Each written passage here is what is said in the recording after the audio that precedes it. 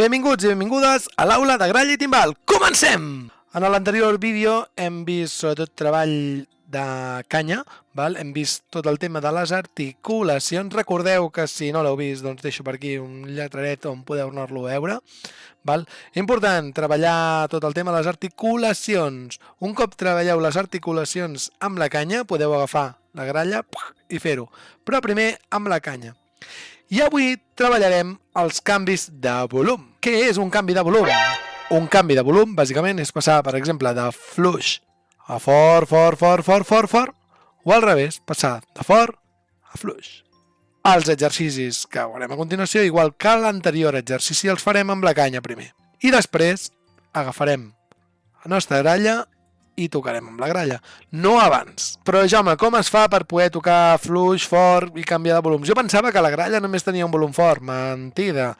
La gralla pot apianar, pot fer un volum fluix, però hem de saber com fer-ho. Per fer el volum fluix, bàsicament, farem el mateix que hem fet sempre, però en aquest cas, sempre dèiem, fiquem la llengua, bufem i destapem i per tant sona.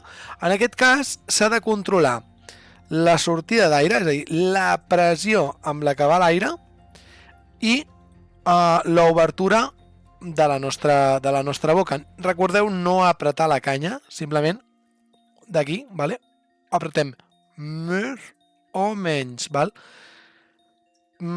La qüestió no està en fer força, repeteixo. Anem a fer un exemple. Començarem bufant la canya molt fluix, que només s'escolti aire. I intentarem mantenir la mateixa tonalitat i farem de fluix a fort. Per exemple, és molt important que no vagi fent que el to és important que sigui un, que es mantingui, i que vagi de fluix a fort. Sí? Anem a començar a fer l'exercici. Per fer l'exercici ens imaginarem que davant nostre hi ha una paret ben gran i que tenim a la canya un fil que algú el va estirant de l'altra banda. Sí? Començarem amb un fil molt suau d'aire. I el que farem amb aquest fil d'aire és anar de piano, de fluix, a fora. Recordeu, mantenir la nota. Aquest seria el fil d'aire.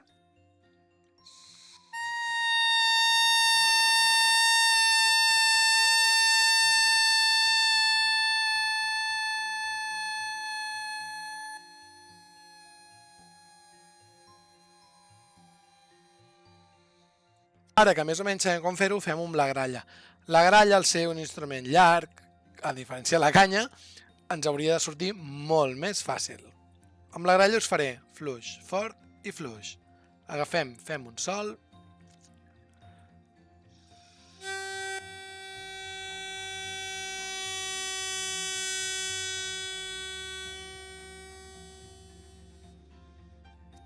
Com tota la vida, això és cosa de pràctica i, per tant, practicant, us acabarà de sortir.